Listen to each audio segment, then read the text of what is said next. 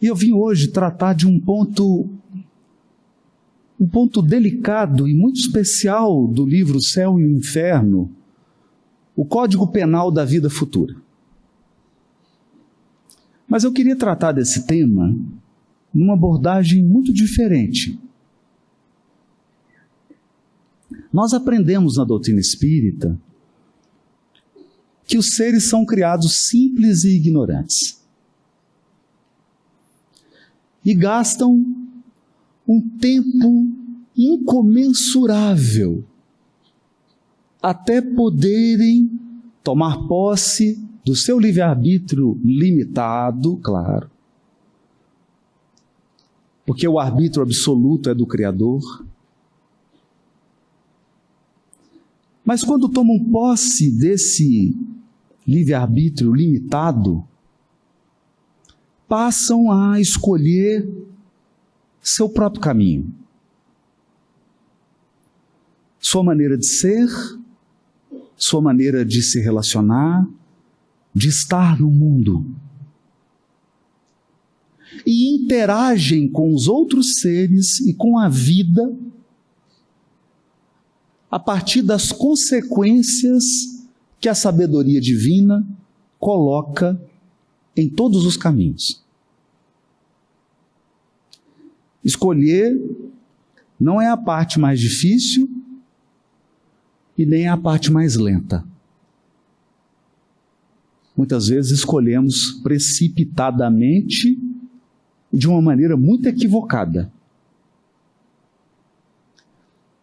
A maior parte da jornada está em experimentar as consequências da escolha. Esse é o sistema educativo. Esse é o sistema educativo. O que levará o Espírito Emmanuel, no capítulo 132, na questão 132 do livro O Consolador, a dizer que o mal propriamente considerado, o mal na essência, para Deus, não para você. Para Deus é um zero à esquerda.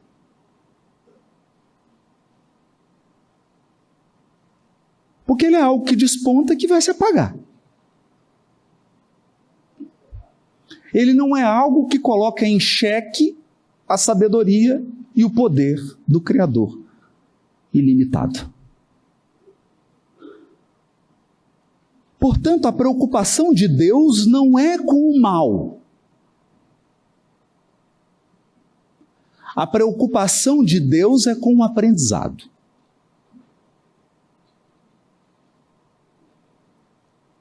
E há vários tipos de aprendizado. E aqui nós temos um ponto essencial dessa obra extraordinária. Uma vez dotados de livre-arbítrio, nós podemos cometer dois tipos de erro. Ou produzir o mal de duas maneiras que são muito distintas. A primeira delas é por conta da experiência, ou da falta dela. A inexperiência nos leva a avaliar mal, refletir mal, sentir de forma equivocada e agir de forma equivocada. Nessa hora, o remédio é ganhar experiência. Ganhar experiência. E nisso, o Pai de eterna sabedoria, amor e justiça nos oferece infinitos caminhos, infinitas possibilidades de aprendizado. A escalada evolutiva é uma sucessão de oportunidades para o aprendizado. E quanto mais experiência, mais aprendizado. E aqui eu não estou falando de um aprendizado puramente intelectual.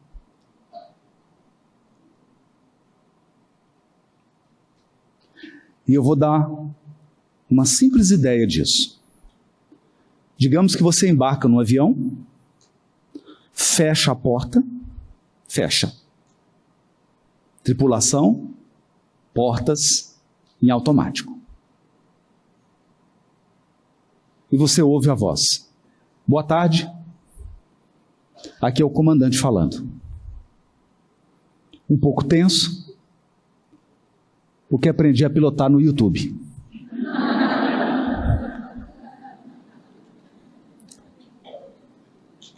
Estou esperançoso. Acho que vou decolar bem. Espero pousar. Você fica? Essa é a diferença. Por isso que em currículo de piloto não tem mestrado, doutorado, não, é hora de voo. Hora de voo. 10 mil horas de voo, 20 mil horas, 40 mil horas. Hora de voo. E tem um amigo, o Mauri, que está assistindo. Um beijo, Mauri. Ele diz assim: piloto bom é aquele que o número de decolagens é o mesmo número de pousos. Faz sentido. Né? Faz sentido. Isso é experiência. Porque experiência é o conhecimento que você dinamiza. Experiência é o conhecimento que você aplica. Experiência é o conhecimento que você transforma em realidade vivida.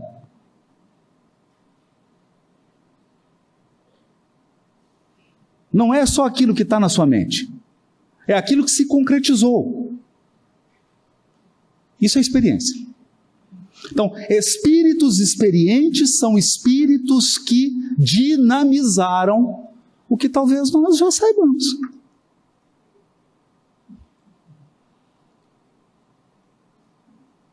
O que nós já sabemos.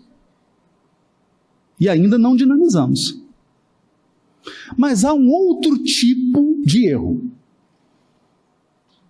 Um é fruto da experiência ou da falta dela. O outro erro é fruto da incongruência.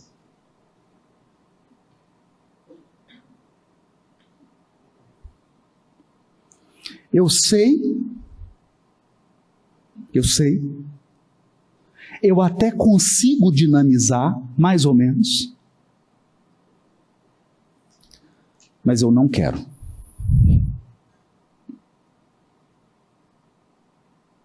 Eu não quero.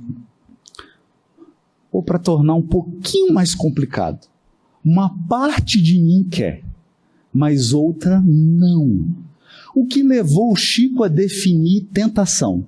Tentação é você correr de um cachorro grande que está atrás de você, e você corre com a vontade de ser alcançado.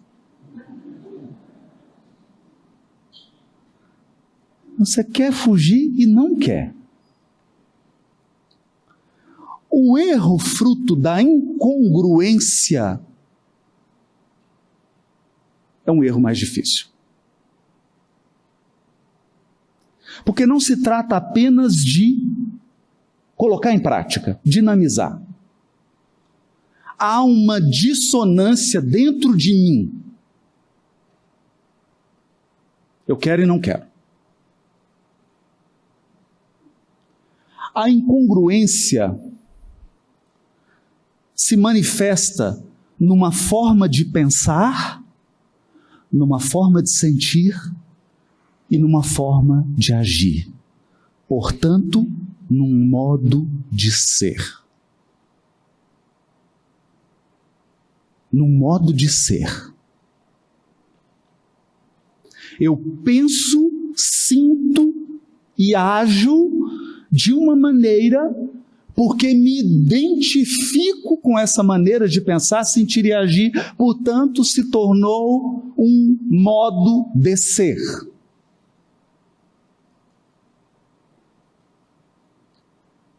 Quando o erro é fruto da incongruência, não basta esclarecer, porque ele já está esclarecido. A pessoa já está esclarecida. Ela já sabe exatamente onde é o ponto. E mais, ela sabe o que deve fazer para não agir daquele jeito. A questão não é essa. A questão é transformar a dissonância interna em consonância. É realmente por inteiro querer. Esse é o ponto.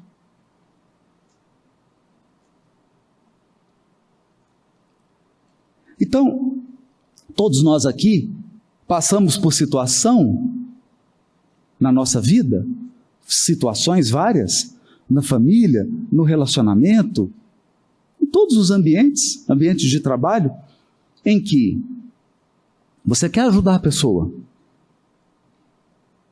e você recebe a seguinte resposta: falada ou inarticulada? Eu não quero ser ajudado. Eu não quero.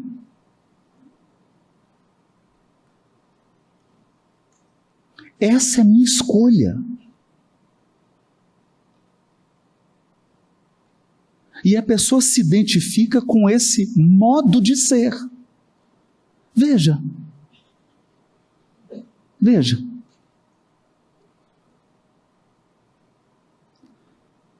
Por isso que é muito diferente falar de justiça humana e de justiça divina. Porque, falando bem abertamente, justiça humana é controle social. Filosofia do direito. A turma do direito aí. Sabe disso. Controle social. Então é o seguinte: quem está perturbando? Fulano, ciclano, isola. É isso. Porque você acha que a justiça humana, ela age nas consequências do crime? Não. Não.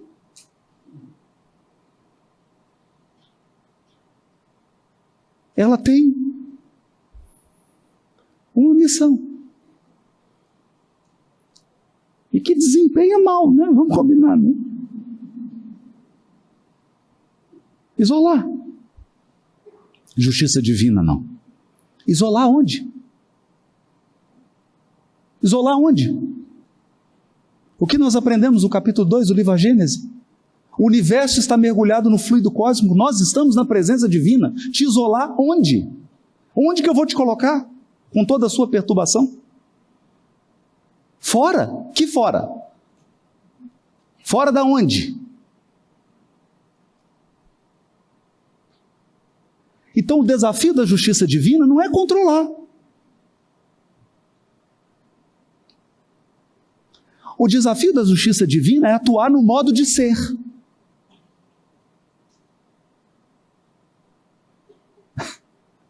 Então, o objetivo é você sair de um patamar, de um modo de ser, subir degraus para um outro modo de ser. E isso implica pensar diferente, sentir diferente e agir de modo diferente.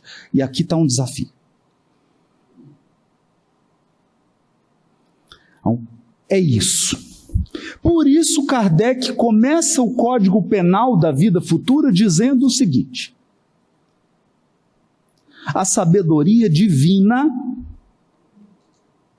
estabeleceu penas que são perfeitas. Perfeitas. Cada gênero de imperfeição tem o seu sofrimento correspondente. Falamos disso de manhã.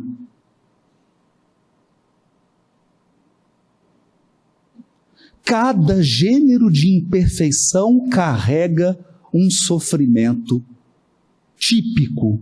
É igual tampa e panela. O encaixe é perfeito. Então, se você está achando que Deus está assim, olha, falhou. Dá um jeito de punir esse danado. Não. Porque a imperfeição, agora, detalhe. A imperfeição que você carrega por inexperiência, ou a imperfeição que você carrega por incongruência, te geram um sofrimento.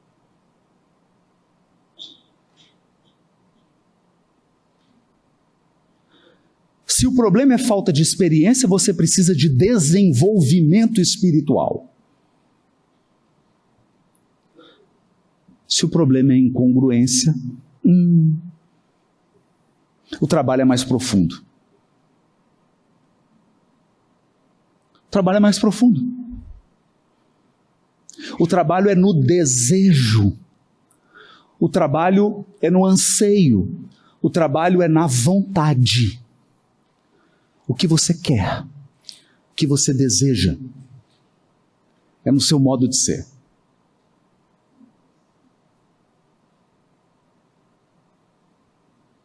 Então esse é o primeiro ponto.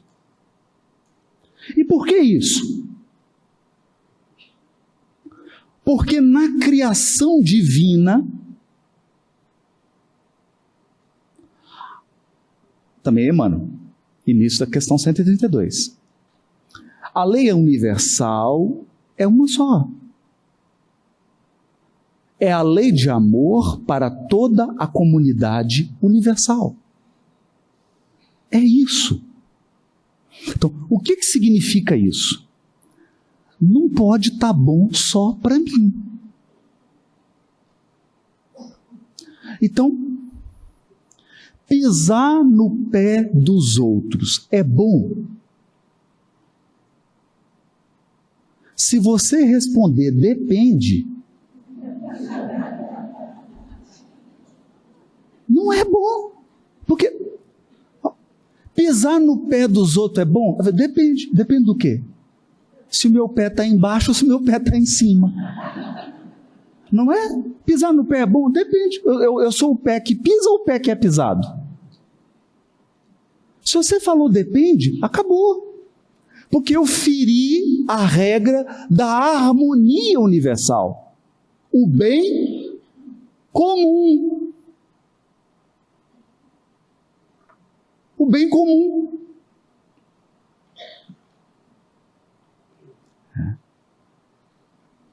No entanto, eu posso insistir em agir pisando no pé dos outros. Eu posso insistir em sentir que pisar no pé dos outros é uma boa.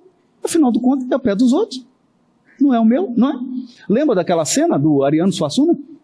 O Alto da Compadecida? Né? O capanga lá do Lampião ia atirar no padre. Falou, nossa, matar padre dá um azar. Aí o padre falou assim, sobretudo para o padre. Não é? Então eu sinto, nossa, qual o mal de pisar no pé dos outros? Eu sinto, né? Não tem nenhum mal, né? Eu penso, eu construo todo um sistema.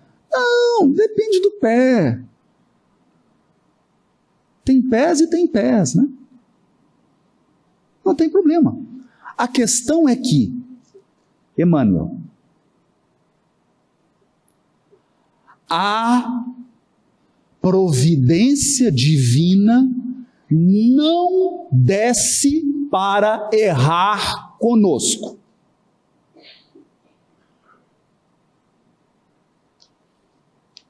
A providência divina não desce para ser sua amiguinha, seu amiguinho, e falar, vamos errar juntos. Seu modo de sentir, seu modo de pensar, seu modo de agir, não muda os parâmetros do Criador.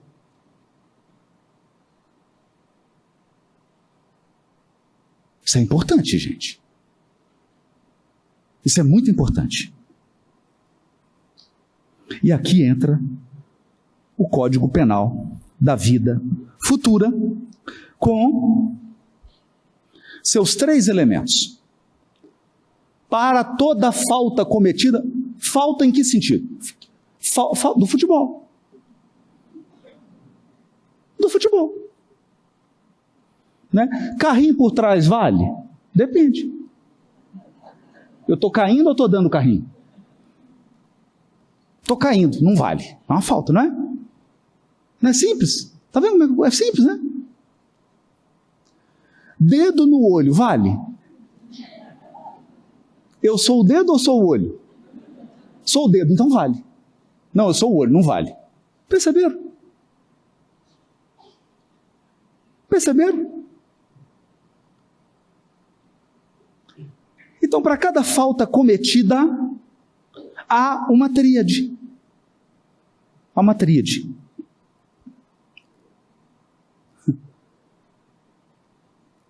Arrependimento, expiação, reparação. Aqui você percebe que a justiça divina é perfeita. Perfeita. Então vamos lá. Primeira palavrinha, que é um terror. Porque se eu falar arrependimento e pedir para você fechar o olho, você vai acessar seus arquivos religiosos dos últimos 1.800 anos. O que está no seu arquivo religioso? Alguém morrendo. Está morrendo.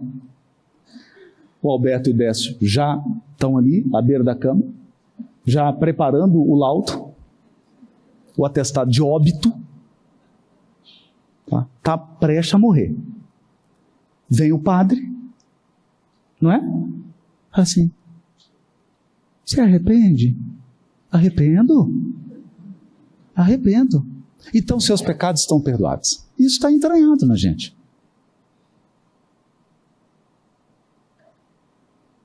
Está entranhado.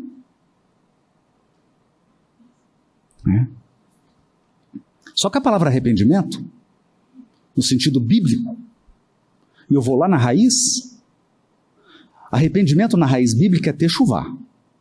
Techuvá é retorno. Então, olha que bonito. Eu estou na estrada, a esposa liga, fala, bem, você está onde? Estou na estrada tal. Está na estrada errada. Não, pegou a estrada errada, bem. Peguei. Mas estou arrependido, viu, amor? Vai adiantar alguma coisa? Então o que você faz? Retorno. Então, a palavra que foi traduzida na Bíblia por arrependimento, tanto em grego quanto em hebraico, é techuvá. Techuvá é fazer o retorno. Haroldo, então você está dizendo que andei 100 km na estrada errada. 100 para voltar, mas 100 para avançar no caminho certo. Retorno. Techuvá é retorno. Porque, veja, o que precisa acontecer aqui? Eu preciso me dar conta de que meu modo de pensar, meu modo de sentir, meu modo de agir me colocou na estrada errada. E eu tomo a decisão de mudar meu modo de pensar, meu modo de sentir, meu modo de agir. Uma vez tomada essa decisão, você fez techuvá, você se arrependeu.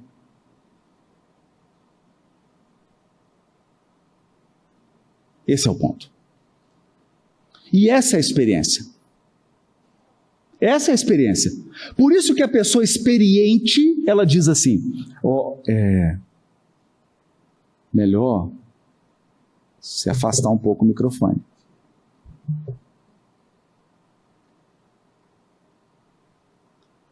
Porque ela tem experiência. Ela tem experiência.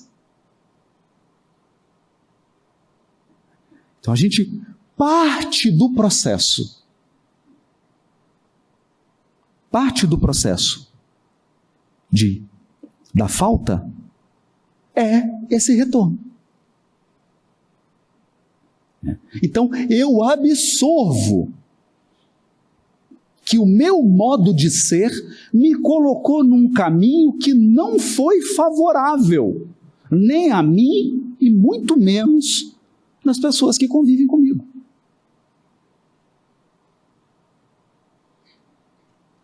Isso é importante. Isso é muito importante.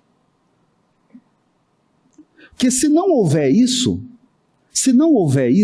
acontece um caso clássico. Muitos de nós estão em processo de expiação da mesma falta há 2000 anos.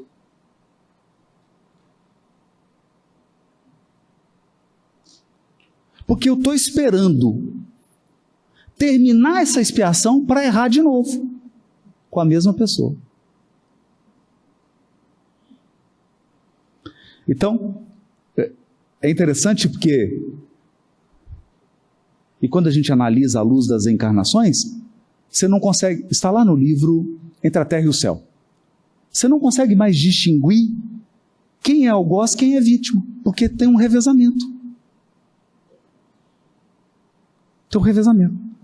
Então, assim, você bateu quantas vezes? Bati 57. E você? 58. Então agora é minha vez. Quem que é a vítima, quem que é o algoz? O Bert Hellinger, muito inteligentemente, diz assim, não tem nem vítima nem algoz, tem parceiros de infortúnio.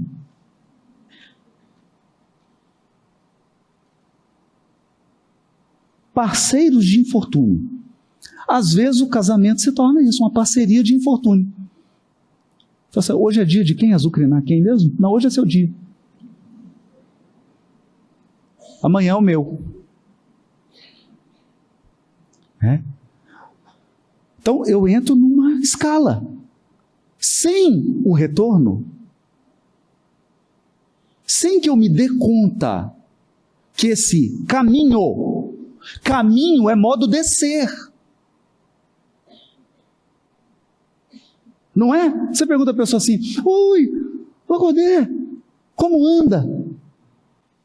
Aí ele fala, com as duas pernas. É isso que ele responde? Não, ele fala, está tudo bem, Haroldo. Como é que anda a família? Está boa. Como anda? Andar é modo de ser. Precisa mudar o modo de ser. Do contrário, não há progresso moral e intelectual. Sem progresso moral e intelectual, a imperfeição permanece. E com ela, a alma gêmea dela. Qual que é a alma gêmea da imperfeição? O sofrimento. Cada imperfeição tem uma alma gêmea, um sofrimento correspondente. Eles estão sempre juntos. Esse é o primeiro passo. Eu vou pular o segundo. O segundo é mais complicado. Vou para o terceiro. Reparação, que não tem na justiça humana. Não tem. Não tem. Matei uma pessoa, como é que repara? Ressuscitando o morto? Repara como?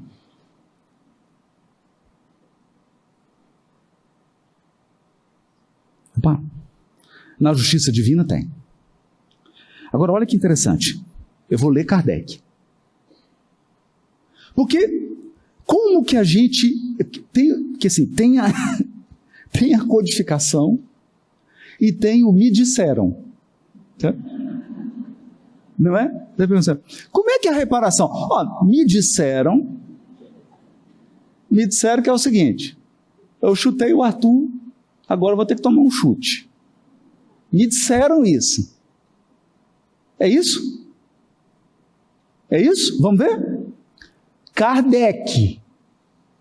A reparação consiste em fazer o bem àqueles a quem se havia feito mal.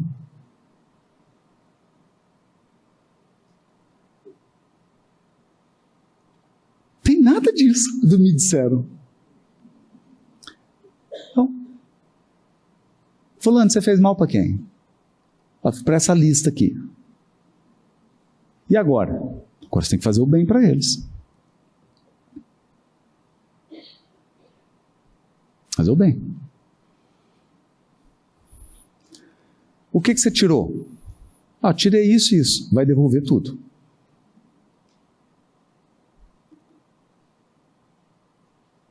É isso.